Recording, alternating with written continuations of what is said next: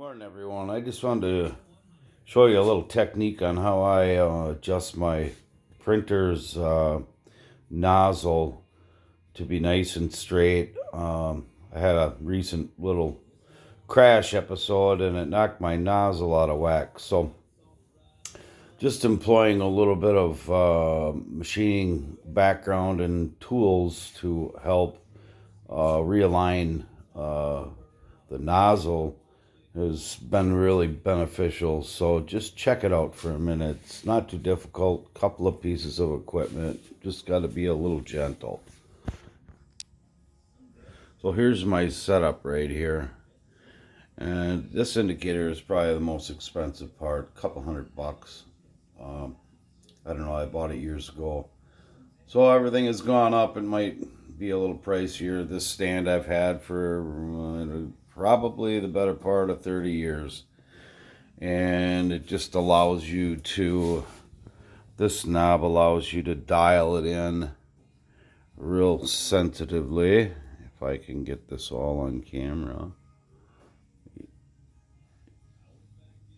You get that set up where you're going to get enough, just a little bit of contact, so when it hits underneath, there's a little bit of there's a hole there, so you don't want too much of the needle interrupted by the hole that's already there. So you just start there, and then you push the bed back and forth really super gently, and you'll see that from here is, it doesn't matter where the needle is. I'll try and adjust it. Hang on a second here. Let me get to 0.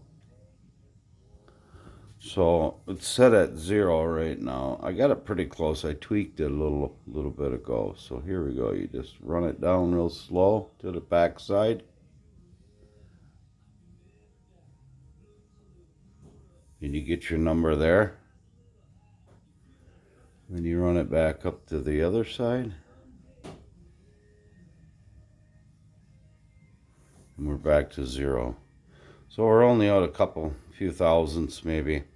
So these things are pretty easy to, I mean, that's just grams of pressure that fluctuate that head, and it probably moves that much while it's, rapiding around. But I'm pretty picky, so I'm just going to take a small wrench and I'll just pry down on this, or back on this just a little bit.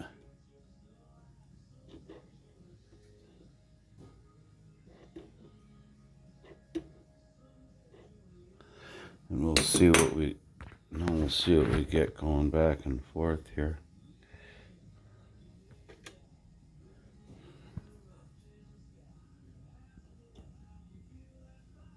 And you still have a few thousandths. So we'll try it again.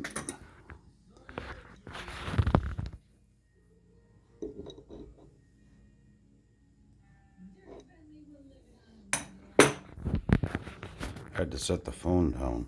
So let's try it again. I'll re-zero this. And this is a 1/2 thousandths indicator. So each one of those lines are 5/10. Every other line is 1/1000. So you can see there I am at 2.5 thousandths. And I'm going to call that good because I can't seem to move it.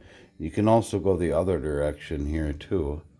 And that's the way the crash really affected this thing, was side to side. So from this side, you can see 0, and you just rotate your tip down there across to the other side. And once you get it there, just let go, to keep all the pressure off. So right there, I'm only a couple tenths side to side. Here's the other side. Literally, it's probably within a tenth of a thousandth. Couple tenths of a thousandth. So what would that be in millimeters if I was 3/10 of a thousandth? Real freaking close anyway. So that's how you do that.